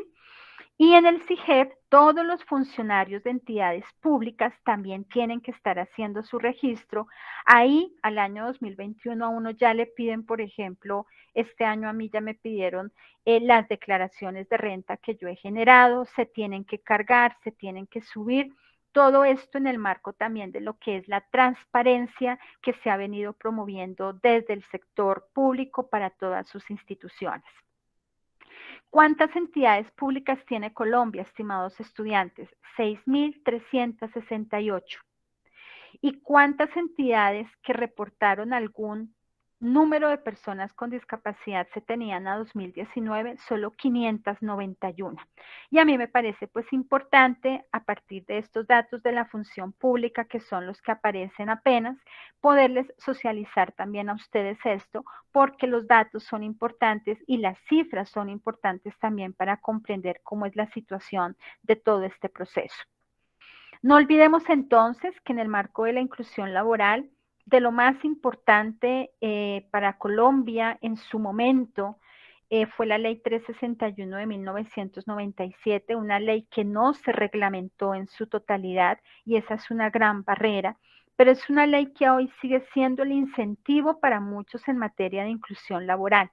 Sin embargo, la ley misma como ley presenta retrasos conceptuales importantes, empezando desde la denominación de discapacidad y también marcando criterios discriminatorios lesivos en materia de inclusión, como por ejemplo hacer y dejar relevante que solamente pueden ser contratadas personas con discapacidad que desde la perspectiva distinta de calificación tengan una discapacidad del 25% o más, cuando sabemos hoy que la discapacidad no se mide, no se cuantifica, y que la certificación de discapacidad nos da es una información totalmente diferente. Ese sigue siendo un cuello de botella precisamente por esto, porque la empresa se acoge a lo que dice la ley.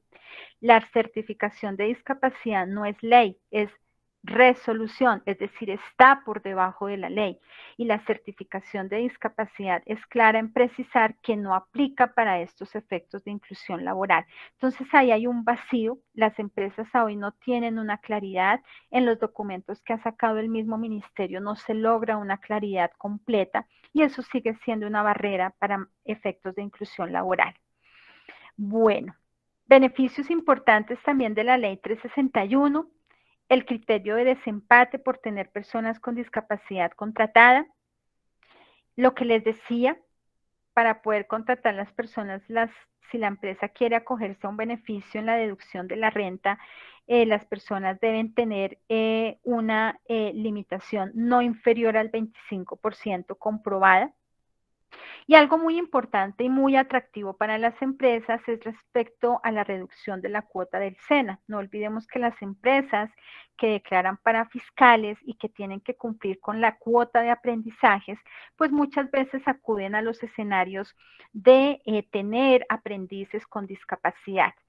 En el año 2018 yo tuve la oportunidad de dirigir un trabajo de investigación que desarrolló un estudiante de administración del CESA.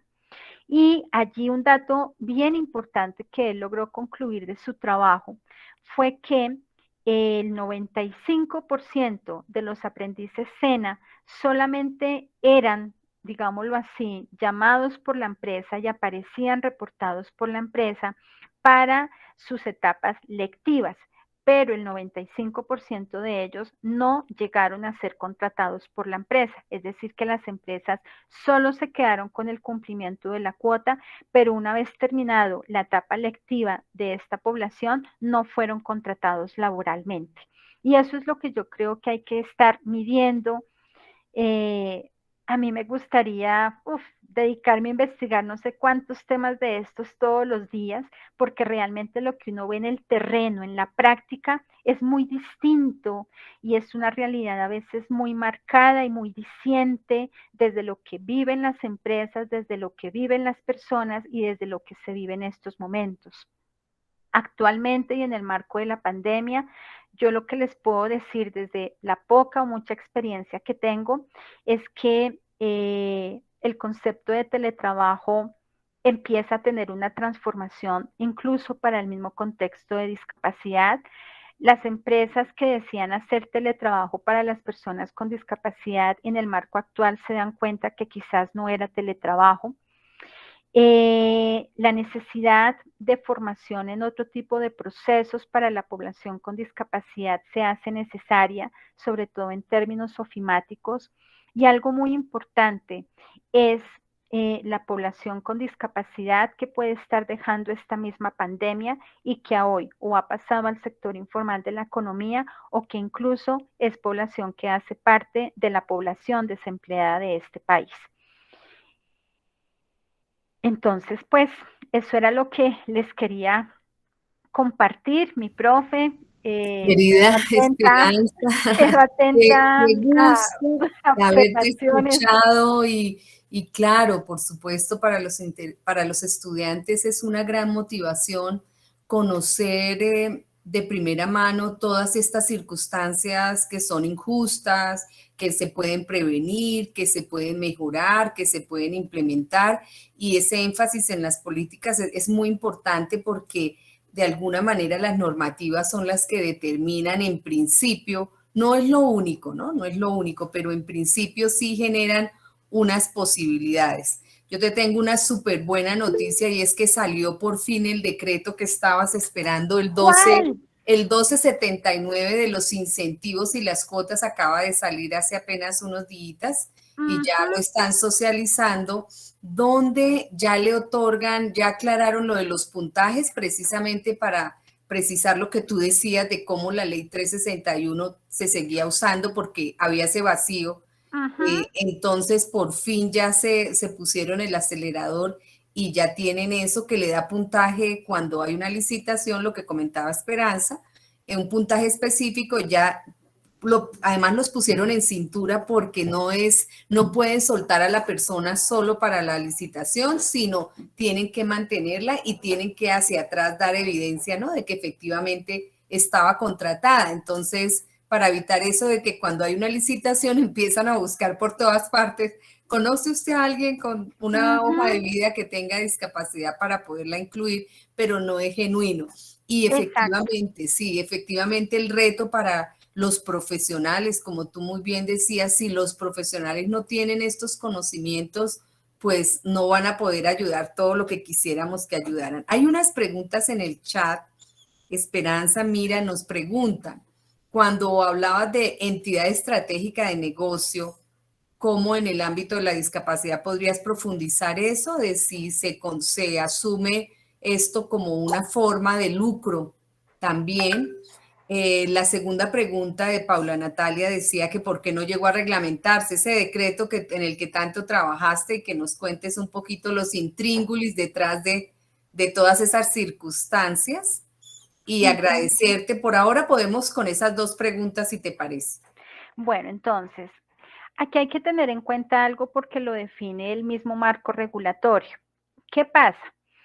Que si bien el SENA es la entidad reina en materia de todo lo que es servicio público de empleo, y los centros de empleo surgen como nuevos en el año 2016 realmente, hay una serie de acciones que están muy marcadas desde el modelo y que han sido históricas, y es cuando uno habla de hacer inclusión laboral de la población con discapacidad, se unen diferentes saberes que vienen desde la práctica profesional, desde el reconocimiento disciplinar, desde los mismos procesos de formación que tienen las profesiones. Y ahí hay unas profesiones que tienen un desarrollo distinto y más avanzado que otras.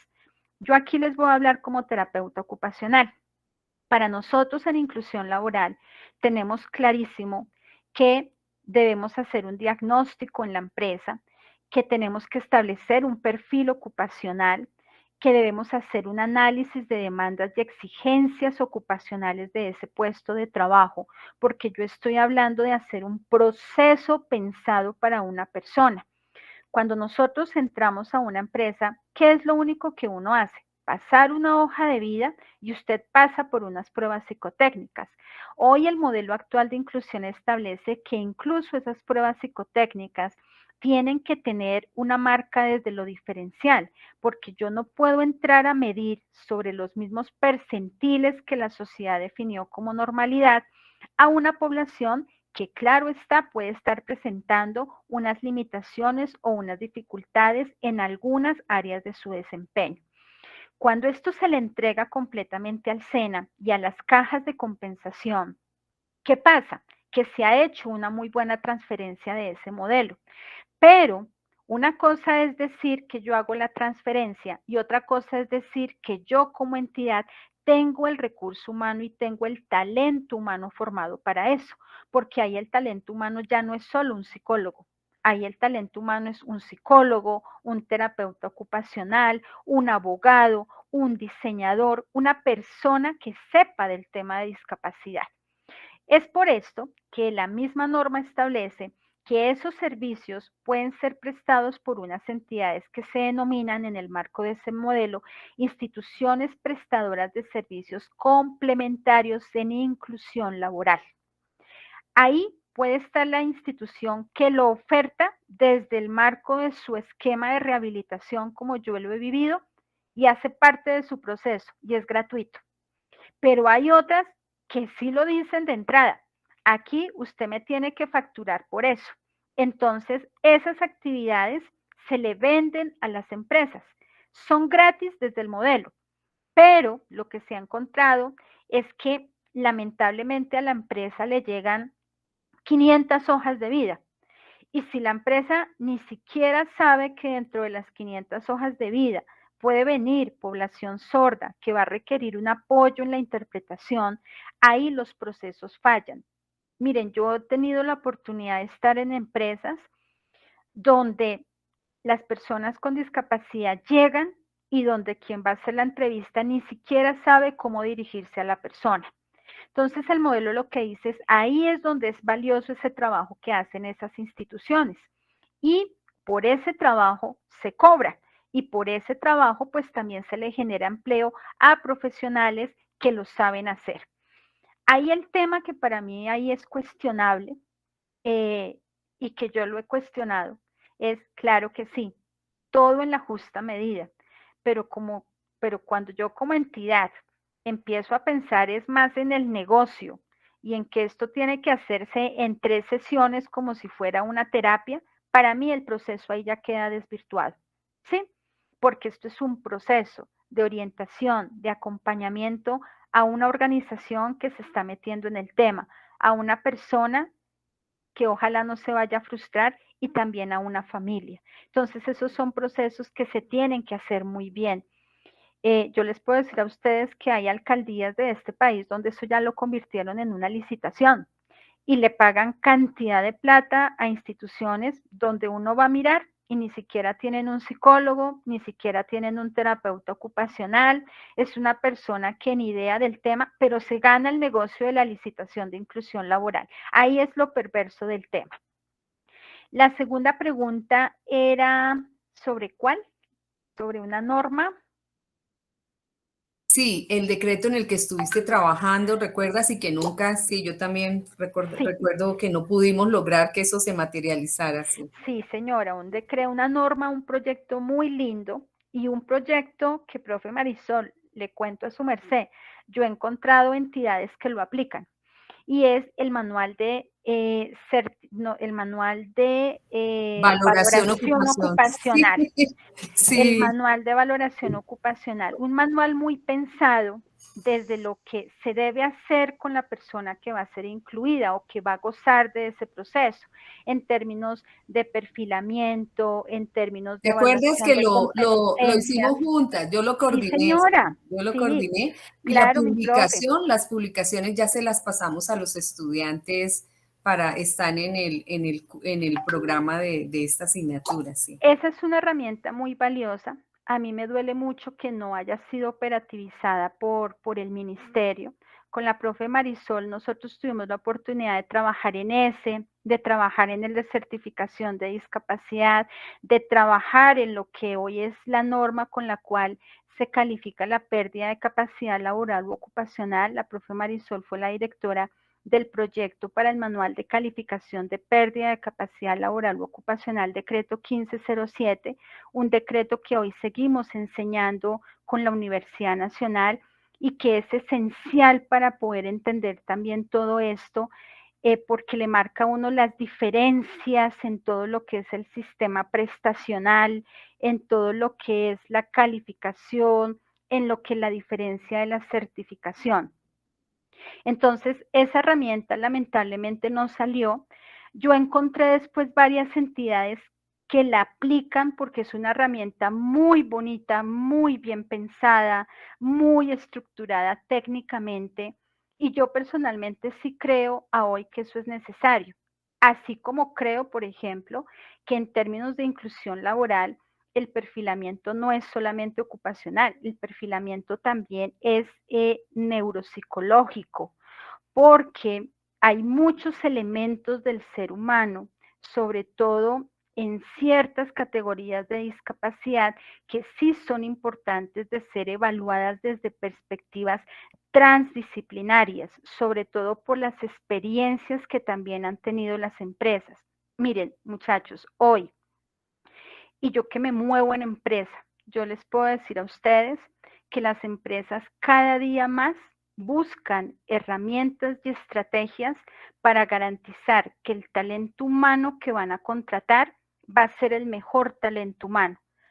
A una empresa le cuesta trabajo contratar, no es solamente recibir hojas de vida. Habrán empresas que sí, habrán otras que no. Y en ese sentido, esos procesos son cada vez más estructurados. En la empresa donde yo estaba hasta enero de este año, lo último que incorporaron, por ejemplo, fue pruebas de polígrafo. Entonces uno empieza a mirar que hay una cantidad de avances, pero es que esos avances también tienen que ser concebidos en la población con discapacidad, porque es que a ellos no se les puede seguir mirando distinto, se les tiene que mirar como una población trabajadora, ¿sí? Y en ese orden de ideas hay un marco de derechos, pero también de deberes. Y respecto a otra pregunta que hacían ahí, ¿cómo cambiar esos imaginarios en las empresas? Yo personalmente creo que el imaginario se cambia desde la misma actitud, desde el mismo autoconcepto de la persona con discapacidad. Por eso es que en el marco de la inclusión laboral, a las empresas hay incluso que enseñarles y orientarles, ojo con esto, cómo manejar el tema de permisos, cómo manejar el tema de incapacidades, ¿sí? Y no que porque es la persona con discapacidad, entonces pobrecito, no, ahí hay que enseñarles es cuál es el ajuste pertinente, el ajuste recomendable, pero no empobrecer a la persona ni hacerla sentir enferma, porque no es un enfermo, es ante todo una persona y una persona que está ejerciendo un derecho que es el derecho a trabajar. Y hay experiencias hermosísimas. Yo gracias a Dios, he tenido la bendición de tener experiencias muy lindas, de trabajar con personas con discapacidad que son excelentes trabajadores y que hoy han logrado grandes cosas en su vida. Y también valoro y reconozco mucho el trabajo que siguen haciendo entidades de rehabilitación que se ponen la camiseta de la inclusión desde las estrategias de sus procesos de rehabilitación con una perspectiva integral porque ante todo piensan en la población que está siendo usuaria de sus servicios. No sé qué otra pregunta Sí, sí, tengan. Esperanza, muchísimas gracias. No, pues yo creo que podemos, como vamos a ir cerrando y sabemos lo apretado de tu agenda, de pronto pudiéramos terminar con unas recomendaciones. Tenemos fonoaudiólogos y terapeutas ocupacionales, por supuesto, si pudieras para los unos y para los otros hacer unas recomendaciones y sobre todo del trabajo en equipo, ¿no? Y del trabajo colaborativo que hemos fomentado ya los 20, voy a cumplir 28 años en la universidad y todos estos años, creo que lo que más me emociona y si me preguntaran que cuál es el aporte que me ha parecido más interesante es el lograr trabajar con otros, ¿no? Con otras profesiones y con otras disciplinas y construir un trabajo interdisciplinario, porque como tú muy bien dices, los seres humanos somos integrales, los seres no somos un oído por un lado, las manos por el otro, las piernas por el otro, no, somos integrales, ya que nos formemos desde el punto de vista metodológico de una manera particular para poder alcanzar esos niveles de profundización, experticia es distinto, pero el trabajo colaborativo nos engrandece, entonces quisiera pedirte unas recomendaciones hacia el trabajo colaborativo, pero por supuesto también para cada uno de los profesionales, ¿no? Que tienen unos roles específicos. Sí. En materia de inclusión, yo creo que cuando se trabajan los temas de inclusión, es un escenario en el cual nosotros vamos más allá de las disciplinas. Allí yo rescato muchísimo el trabajo conjunto de todo lo que se puede hacer y de todo lo que se puede aportar. Lamentablemente, nosotros cada día nos enfrentamos más a temas de normas, donde las normas de una manera muy peligrosa, profe Marisol, sacan a las profesiones de diferentes escenarios. Yo lo estoy viviendo desde el Colegio Colombiano de Terapia Ocupacional y eso es un tema muy preocupante. En este marco y en el marco de la inclusión, voy a tratar de hacer como un barrido de lo que yo he podido aprender de las personas con las que yo he trabajado y también de las necesidades que yo siento son importantes a nivel de empresa. Hoy en día, para una persona que labora en una empresa, independientemente del trabajo que vaya a desarrollar, es importante la comunicación, pero la comunicación no por el hablar, sino la comunicación desde la expresión, desde el manejo de la corporalidad, desde el manejo de las emociones, desde el manejo de eso que el mismo ministerio llama paz laboral. Y en ese sentido, para mí el trabajo que hay puede y que tendría que hacer un fonoaudiólogo es esencial, porque yo he aprendido de los fonoaudiólogos que la comunicación es un ejemplo de integralidad impresionante. La comunicación no es esto. La comunicación es mucho más. La comunicación es algo que hay que enseñarle y que hay que reforzar en la población con discapacidad, incluso para un proceso de entrevista. A usted lo pueden descartar en una entrevista solo por el manejo comunicativo o comunicacional que usted haga. Y eso a nosotros no nos lo enseñan ni en la universidad, profe, ni en la universidad. Desde el componente psicosocial, emocional, el rol del psicólogo fundamental. Fundamental para todo lo que es el acompañamiento emocional y psicosocial desde el punto de vista de la adaptación. Nosotros a veces creemos que la vida de una persona se soluciona por hacer un proceso de inclusión laboral o educativa. Y a veces no nos preguntamos hasta dónde se soluciona o hasta dónde se generan otros procesos de desadaptación, de temor, de miedo, de frustración, que requieren ser manejados desde el punto de vista emocional y psicosocial. Una cosa es, yo lo viví, les voy a dar un ejemplo. En algún momento hicimos un proceso en una bomba de gasolina y era con una persona que presentaba hipoacusia, una persona que quería trabajar, que soñaba trabajar, que se logró el proceso exitoso porque tenía las competencias, la actitud. Pero resulta que si no se hace un trabajo con la familia y ese trabajo viene desde las diferentes disciplinas, pues el proceso se terminó dañando porque el papá de la muchacha todos los días durante 15 días empezó a ir a la bomba y se escondía detrás de una estación a ver cómo le trataban a la hija, qué era lo que la hija hacía. Y en un momento dado, lógico, hubo un cliente que genera un conflicto, el señor entabla una pelea con este cliente, se van a los golpes porque el señor consideró que a su hija se la estaban agrediendo, pero resulta que ella estaba en un escenario laboral y ella debía responder como trabajador. Yo no voy a llamar a mi papá para que me venga a defender del que me está tratando mal, y más si es cliente. Pues a la niña la terminaron despidiendo y fue una frustración muy grande. Entonces ahí es donde entra todo ese manejo interdisciplinar, la perspectiva jurídica. Cuando yo hice la maestría, profe, yo decía en alguna de las sesiones que en mi grupo, profe Marisol, en ese entonces no hubo ningún abogado. ¿Sí? Los abogados empezaron a llegar después. Y yo decía, ojalá algún día la maestría tenga muchos profesionales en derecho, porque ahí es donde está el futuro del tema de la inclusión.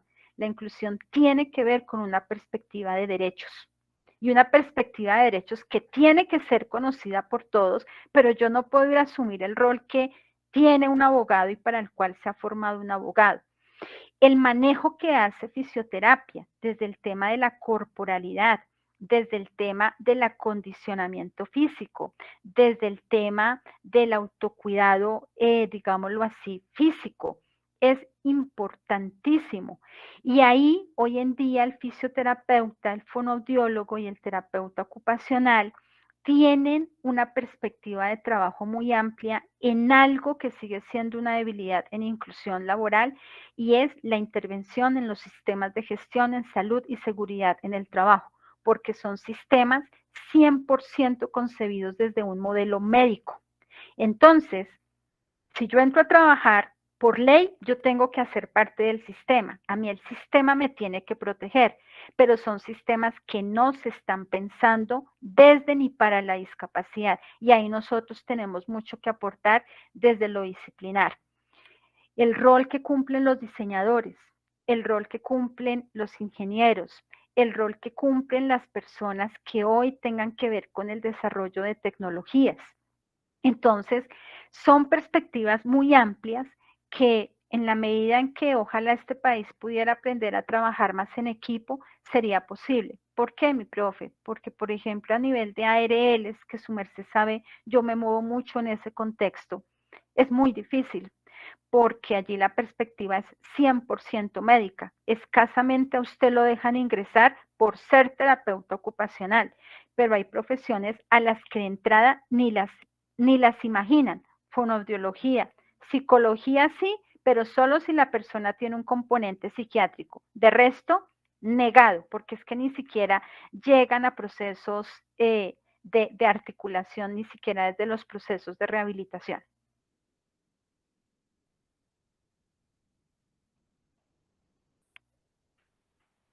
Eso sería mi profe. Muchísimas gracias. Y ya tenemos una última pregunta y es, ¿qué se puede hacer para la población en condición de discapacidad psicosocial, ya que esta discapacidad no es muy visibilizada, porque también se ven barreras de contratación y despidos en esta población?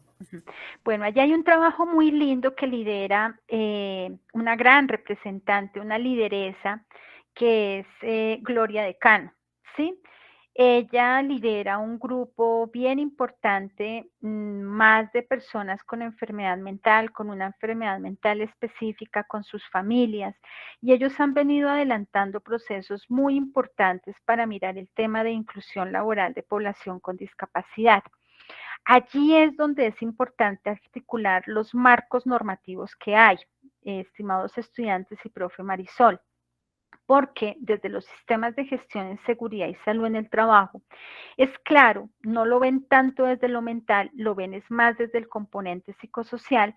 Allí solamente puede intervenir el psiquiatra o el psicólogo. Fíjense ustedes lo que yo les decía, cómo ese marco normativo a veces es una misma limitante. Desde el tema de inclusión, tenemos claro que es un trabajo transdisciplinar. Entonces ahí hay un choque como tal. Sin embargo, este grupo ha venido desarrollando acciones para el estudiante que plantea la pregunta, totalmente de acuerdo, usted tiene toda la razón. Estamos hablando frente a una de las categorías de más difícil panorama en ese contexto, donde se tienen que generar estrategias de inclusión laboral distintas. ¿Por qué? Porque allí hay que pensar qué le sirve más a la persona.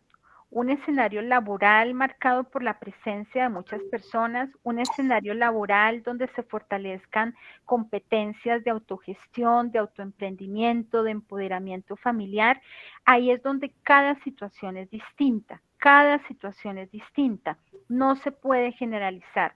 Yo personalmente les puedo decir que hasta el momento, pese a que se ha intentado, no conozco la primera empresa donde haya un proceso exitoso de inclusión laboral de una persona con una categoría de discapacidad psicosocial o mental, y lo mismo en el tema de ceguera.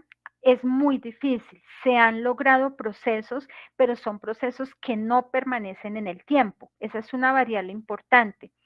Desde el modelo de la ocupación humana de Gary Kilhofner, el trabajo como ocupación es realizante cuando me permite a mí construir una data en mi vida y cuando me permite integrarme, construir, ascender y finalizar un proceso, digámoslo así, de vida laboral en esa ocupación.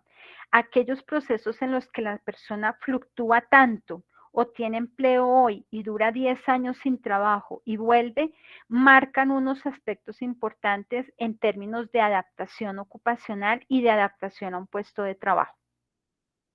Muchísimas gracias. Yo creo que fue un cierre espectacular. Qué bueno con el maestro Gary Kilhofner, que tanto lo apreciamos y que tanto legado dejó, ¿no?, para la ocupación humana, y seguirá seguramente enriqueciéndose ese legado. Bueno, profesora Esperanza, muchísimas gracias. Un abrazo muy, muy especial en nombre de todos los estudiantes que aprendieron hoy muchísimas cosas. Fue un gusto tenerte en esta tu casa, la Universidad Nacional, y esperamos que se sigan dando muchos otros encuentros. Muchísimas gracias. Con mucho gusto, mi profe Marisol. Muchas gracias a todos estudiantes, ustedes. agradeciendo todo el aprendizaje. Están aquí escribiendo mensajes. Muchísimas gracias, entonces, muy gentil. Un abracito, que Dios los bendiga, y con mucho gusto cualquier cosa a la orden. Un abrazo a todos. Muchísimas gracias, hasta pronto. Gracias. Hasta pronto. Bueno, hemos tenido una jornada maravillosa con todas estas experiencias tan valiosas que la profesora Esperanza Rodríguez Ferro nos ha compartido. Vamos entonces a ir cerrando nuestra sesión de hoy con las preguntas que ustedes tengan para lo que sigue, para el 12. Entonces, ¿qué va a pasar el 12? El 12 tenemos una sesión que se llama Marres, una sesión muy bonita porque ustedes, a partir de las películas que hasta la fecha se han ido revisando, no tienen que revisar todos los que todavía faltan, no, estamos haciendo eso en el marco de un proceso.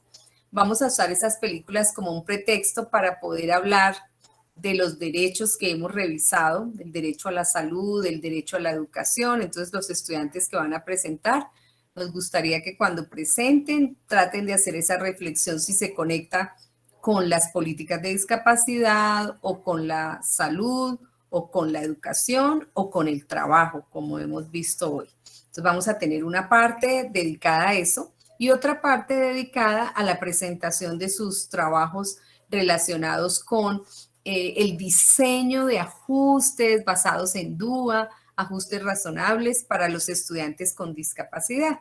Y este ejercicio tiene gran importancia porque, como les decía, algunos de ustedes, tanto fonoaudiólogos como terapeutas ocupacionales, probablemente tengan opciones laborales para acompañar procesos pedagógicos en colegios en el campo de la educación inclusiva. Entonces, por eso desde ahora quisiera que fueran explorando esas posibilidades por si algún día tienen que trabajar en ese campo o si no, pues para las prácticas de lenguaje en la educación o de terapia ocupacional y educación.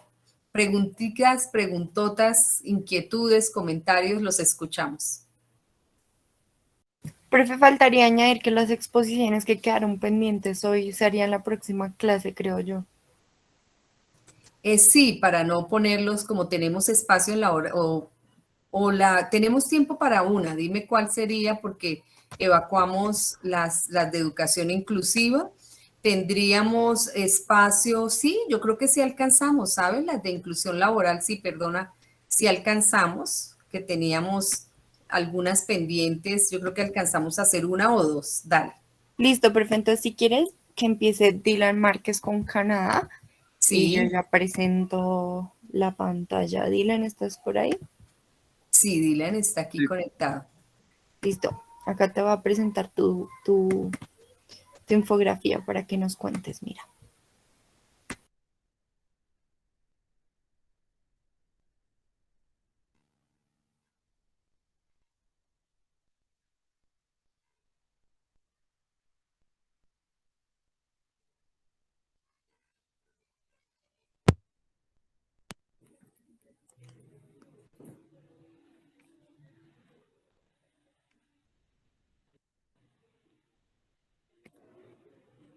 Dylan.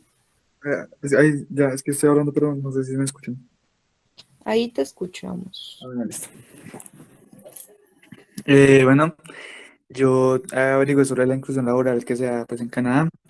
Bueno, para empezar, pues la inclusión en Canadá es uno de los aspectos más favorantes, ya que digamos que sabemos que Canadá es un país que tiene un avance tecnológico y un avance en la educación muy superior a la mayoría de países, sobre todo pues en lo que es Latinoamérica. Em, digamos que es más complicado ver cómo este tipo de problemas en estos países, digamos, que se pueden catalogar como primermundistas. Mm, el documento en el cual pues me hace es una campaña que ellos hicieron, se llama Telecapacitados, en el cual para comprender bien de qué se trata, tenemos que saber cuál es su base, que es el teletrabajo. Entonces, bueno, el teletrabajo, como dice, es una modalidad de trabajo en el cual principalmente se realizan las mismas tareas que se harían en una oficina, con la única variación que no se hacen, pues, valga la redundancia, en la oficina de trabajo, sino que se hacen en algún lugar externo, ya sea, bueno, comúnmente es en el propio hogar, donde se le brindan las herramientas, ya sean tecnológicas o que se requieran para poder realizar los ejercicios o las tareas que se le pongan a la persona. Bueno, entonces, en 1970 empezó el programa de telecapacitados, perdón. Bueno, esto pues gracias a la Comisión de las TIC por el Parlamento de Canadá con el fin de solventar problemas económicos, sociales, políticos en diferentes países en desarrollo. Bien, telecapacitados digamos que se entiende o como ellos lo definen, eh, habla de que es un programa el cual la idea es aumentar la tasa de empleo a las personas con discapacidad. eh, bueno, ya que de esta manera, pues igualmente brindarles como esa ayuda, eh, tanto de herramientas tecnológicas como que la persona requiera, dependiendo de su discapacidad, ya sea visual, auditiva o motora. Puedes bajar un poquito, por favor, Sara. Bien, el objetivo principal de Telecapacitados fue observar primeramente cuántas personas en situación de discapacidad pueden llevar a cabo los trabajos remotos para poder ser insertados en el medio laboral.